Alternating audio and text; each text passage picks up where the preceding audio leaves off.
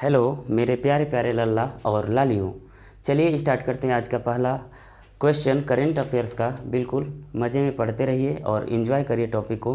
तो देखिए question number first है, हाल ही में गर्भपात संबंधी संशोधन विधेयक 2020 पारित किया गया है। इसमें गर्भपात की सीमा बढ़ाकर कितनी कर दी गई है? ऑप्शन ए है 24 सप्ताह, ऑप्शन बी है 25 सप्ताह, ऑप्शन सी है 26 सप्ताह, ऑप्शन डी है 21 सप्ताह। बिल्कुल यहाँ पर आंसर आपका होगा 24 सप्ताह। यानी कि जो गर्भपात संबंधी जो गर्भपात का जो समय सीमा था इसे 20 सप्ताह से बढ़ा करके 24 सप्ताह कर दिया गया है। ठीक है, ध्यान रखेंगे यह विधेयक संसद में पास किया गया है और जिसमें इसकी मंजूरी सीमा अभी हमने बताया, जो पहले कितनी थी 20 सप्ताह, अब इसे बढ़ा करके 24 सप्ताह कर दिया गया है। ध्यान रखेंगे इसमें जो महिला होगी उसके निजता का सम्मान करते हुए जो इसकी जो प्रक्रिया होगी उस प्रक्रिया को गोपनीय रखा जाएगा। समझ में आ रहा है ना। अब चलिए बात करते हैं अगले क्वेश्चन की। तो अगला क्वेश्चन है आपके सामने, हाल ही क्वेश्चन नंबर 2 देखेंगे। किस देश के वैज्ञानिकों ने पहली बार पानी के अंदर टेलीस्कोप लगाया है? यानी कि पानी के अंदर लगाया गया है। ऑप्शन ए है चीन, ऑप्शन बी है रूस, ऑप्शन सी है अमेरिका, ऑप्शन डी है जापान। यहाँ पर आपका आंसर होगा रूस, है ना। तो मैं एक आपको बात बता दूं कि अंतरिक्ष की निगरानी करने के लिए दुनिया भर में कई तरह के टेलीस्कोप लगाए जाते हैं। कहाँ पर? अंतरिक्ष में निगरानी करने के लिए। लेकिन यहाँ पर अगर बात करेंगे ये जो सैटेलाइट, ये जो टेलीस्कोप है ये कहाँ पर लगाया गया है? ये टेलीस्कोप लगाया है पानी के अंदर, अर्थात कि यह धरती के अंदर और बाहर दोनों, मतलब बाहर का मतलब क्या हो जाएगा? अंतरिक्ष, यानी धरती के अंदर, पानी के अंदर और अंतरिक्ष में भी यह निगरानी रखेगा। समझ में आ रहा है ना। ये टेलीस्कोप उन कणों की भी खोज करेगा जिसकी वजह से पृथ्वी का निर्माण हुआ है। ध्यान रखेंगे। और इस तरीके का टेलीस्कोप जो है पानी के अंदर लगाया गया है किसके द्वारा? तो रूस के द्वारा, है ना। अगर बात करेंगे रूस को तो यह 2 देशों को बात करता है इसमें, जैसे यूरोप महाद्वीप और एशिया महाद्वीप, है ना। यूरोप और एशिया महाद्वीप में इसका क्षेत्र है जिसमें इसको कौन सा पर्वत अलग करता है? यूराल पर्वत। कौन सा? यूराल पर्वत अलग करता है एशिया को। एशिया में जो एक रूस हो गया और यूरोप में भी इसके कुछ क्षेत्र पड़ते हैं। इतनी बात समझ में आ गया। अगली बात करते हैं यहाँ पर। तो रूस की राजधानी है मास्को और रूस की जो राजधानी कैपिटल मास्को हो गई। यहाँ की करेंसी क्या है? रूबल। और यहाँ के राष्ट्रपति हैं व्लादिमीर पुतिन। अब चलिए क्वेश्चन नंबर 3 की तरफ बढ़ते हैं। क्वेश्चन नंबर 3 है, भारतीय कौन सा देश, क्वेश्चन नंबर 3 देखेंगे, कौन सा देश सऊदी अरब को पीछा छोड़कर भारत को कच्चे तेल की आपूर्ति में या आपूर्ति करने वाला दूसरा सबसे बड़ा देश बन गया है? यानी कि वो कौन सा देश है जो कच्चे तेल का आपूर्ति करता है भारत को? तो उसमें आपका पहला ऑप्शन है रूस, दूसरा ऑप्शन है इराक, तीसरा ऑप्शन है जापान और चौथा ऑप्शन है अमेरिका, है ना। तो यहाँ पर एक बात है कि जो पहला तो स्थान कौन सा है? इराक। इराक से ज़्यादा आयात भारत करता है क्या, किस चीज़ का? तो कच्चे तेलों का। अब यहाँ पर अगर बात करेंगे दूसरे स्थान पर सऊदी अरब था, अब वह पिछड़ गया। दूसरे स्थान पर इसका जगह ले लिया कौन? अमेरिका, है ना।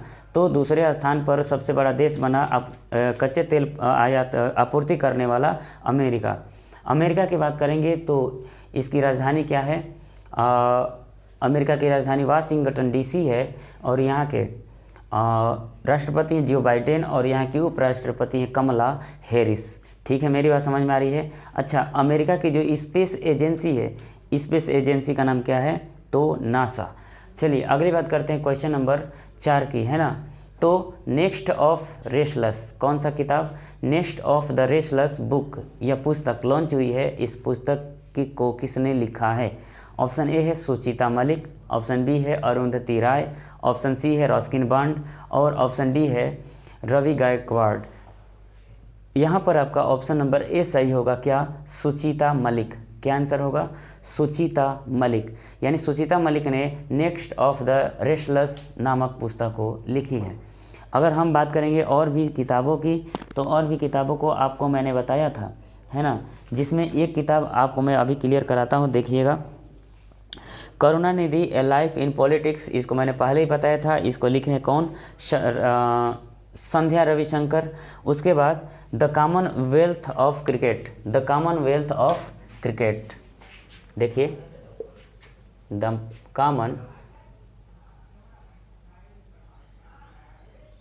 कॉमनवेल्थ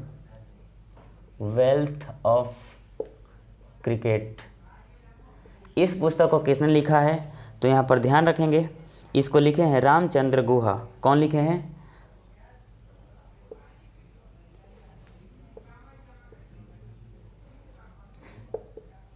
रामचंद्र गुहा।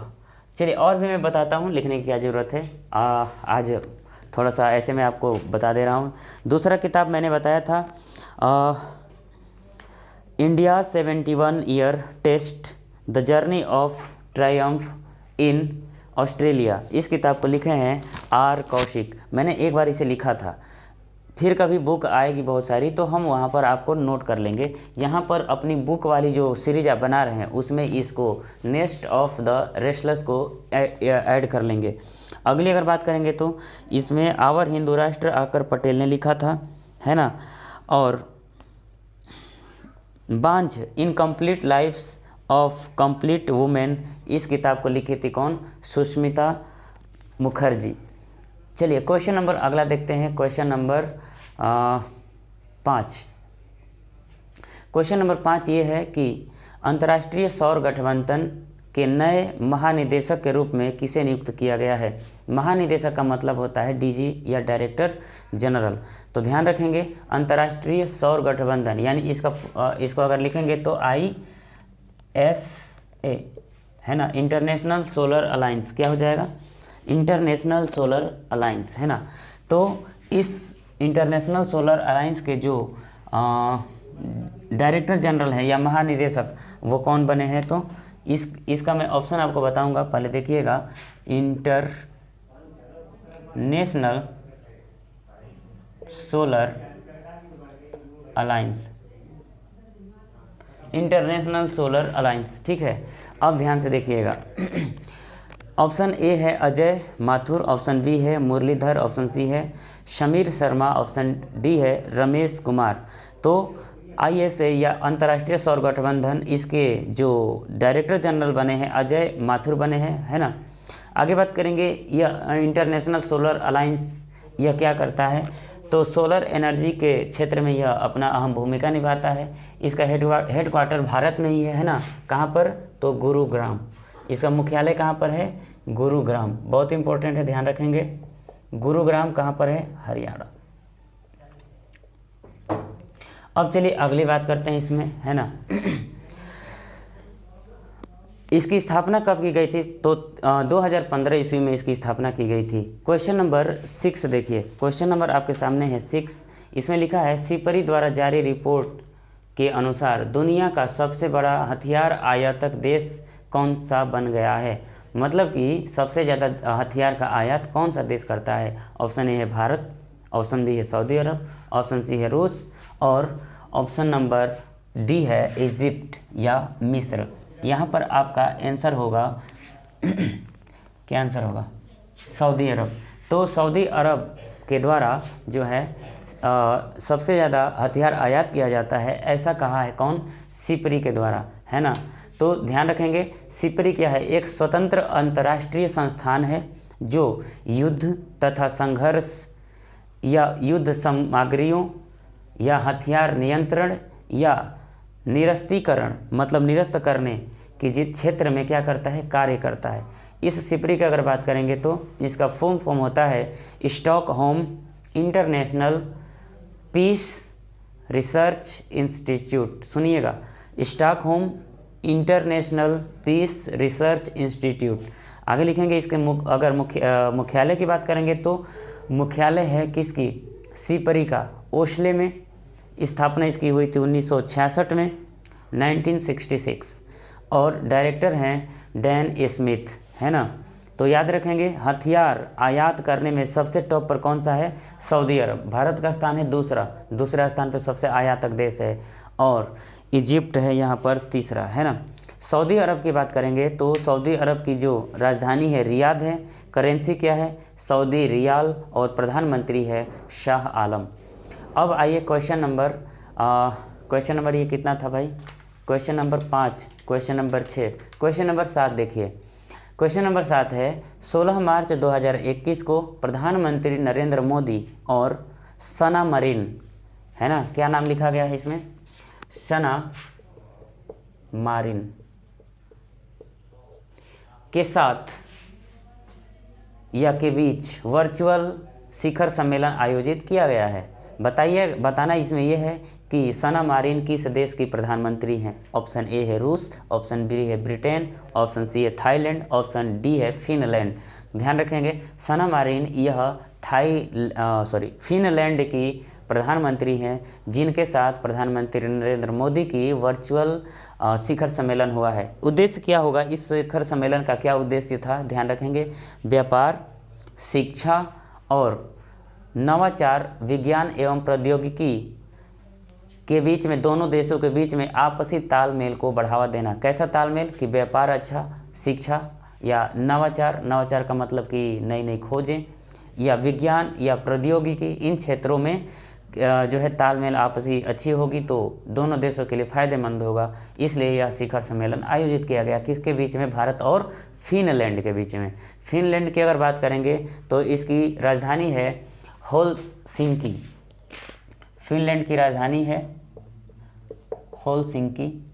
इसके बाद अगर बात करेंगे तो यहाँ की करेंसी है यूरो। अगली बात करेंगे राष्ट्रपति तो साउली निनिस्टो। फिनलैंड के जो राष्ट्रपति हैं साउली निनिस्टो। तो इतनी बातें तो क्लियर ही हो गई। राष्ट्रपति मैंने अब बताया आपको, प्रधानमंत्री फिनलैंड की है ही जिनके साथ वर्चुअल मीटिंग हुई है, और हेलसिंकी यहाँ की क्या है, कैपिटल है। अगली बात करेंगे क्वेश्चन नंबर 8 देखिएगा। राष्ट्रीय सुरक्षा गार्ड यानी NSG, राष्ट्रीय सुरक्षा गार्ड के नए महानिदेशक कौन बने हैं। यहाँ पर ऑप्शन है M कुमार राजेश चंद्र, ऑप्शन बी है चंडी प्रसाद मोहंती, ऑप्शन सी है RKS भदौरिया, ऑप्शन डी है MA गणपति। तो यहाँ पर MA गणपति ये बने हैं राष्ट्रीय सुरक्षा गार्ड यानी नेशनल सिक्योरिटी गार्ड इसको बोल सकते हैं। NSG को क्या बोलेंगे, नेशनल सिक्योरिटी गार्ड, है ना। तो इसके बने हैं महानिदेशक यानी डायरेक्टर जनरल, कौन, MA गणपति। अगर बात करेंगे हम NSG की तो इसकी स्थापना हुआ था 1986 में, 1986 में। मुख्यालय है नई दिल्ली, और नए महानिदेशक कौन बन गए, MA गणपति। अगर बात करेंगे अन्य अगर अध्यक्ष की तो आपको पता है कि इसमें वायुसेना अध्यक्ष कौन है, RKS भदौरिया। नौसेना अध्यक्ष कौन है, कर्मवीर सिंह। और अगर बात करेंगे एक और बात कर लिया जाएगा ना, कौन सा था भाई, चलिए अगला क्वेश्चन देखते हैं, बातें होती रहेंगी। क्वेश्चन नंबर 9 देखिए, ठीक है। क्वेश्चन नंबर 9 है, हाल ही में टाइम पत्रिका के फ्रंट कवर पर आने वाले पहले ट्रांसजेंडर कौन बने हैं। तो यहाँ पर ऑप्शन है लावर्न कोक्स, इलियट पेज, तशनुआ अनार शिशिर और मारा गोमेज। यहाँ पर आंसर आपका बी सही है, इलियट पेज जो है टाइम पत्रिका के फ्रंट कवर पर इनके आए हैं और ये पहले ट्रांसजेंडर हैं। अगली बात करेंगे तो अच्छा ये क्या है, इसमें देखिएगा ऑस्कर के लिए इनको नामित किया गया है, ठीक है, किनको, इलियट पेज को ऑस्कर अवार्ड के लिए। तो ये क्वेश्चन नंबर 9 ध्यान में रखेंगे। अगली बात करेंगे हम यहाँ पर, अच्छा यहाँ पर एक चीज़ और मैं बता दूँ मारा गोमेज के बारे में। तो मारा गोमेज जो है फुटबॉल खेलने वाली पहली ट्रांसजेंडर महिला है। कौन, मारा गोमेज, फुटबॉल खेलने वाली पहली ट्रांसजेंडर महिला। एक सवाल लास्ट करते हैं और यह आपके लिए इम्पोर्टेंट होगा, लिखिएगा। हाल ही में जारी विश्व वायु प्रदूषण सूचकांक रिपोर्ट के अनुसार विश्व की सबसे प्रदूषित राजधानी शहर कौन सा है। ऑप्शन नंबर ए है गाज़ियाबाद, ऑप्शन नंबर बी है बुलंदशहर, ऑप्शन नंबर सी है दिल्ली, ऑप्शन नंबर डी है लखनऊ। यहाँ पर ऑप्शन नंबर सी सही होगा, कौन सा, दिल्ली, है ना। तो दिल्ली जो है विश्व वायु गुणवत्ता सूचकांक में पहले स्थान पर है, यानी यहाँ पर प्रदूषण बहुत ज़्यादा है। अगर देखिए ये प्रदूषण दो टाइप से लॉन्च हुआ है, एक शहर के लिए, अगर राजधानी के लिए। अगर शहर की बात करेंगे तो इसमें शहर भारत के लिए दूसरा शहर गाज़ियाबाद है, फिर तीसरा बुलंदशहर है, और पहला स्थान है शहर में सबसे पॉल्यूटेड, एयर पॉल्यूटेड शहर चीन में है हुटन शहर, और भारत में गाज़ियाबाद, उसके बाद बुलंदशहर। लेकिन राजधानी में पूछा जाएगा तो राजधानी में पहले स्थान पर है कौन, राजधानी में पहले स्थान पर दिल्ली, दूसरे स्थान पर ढाका।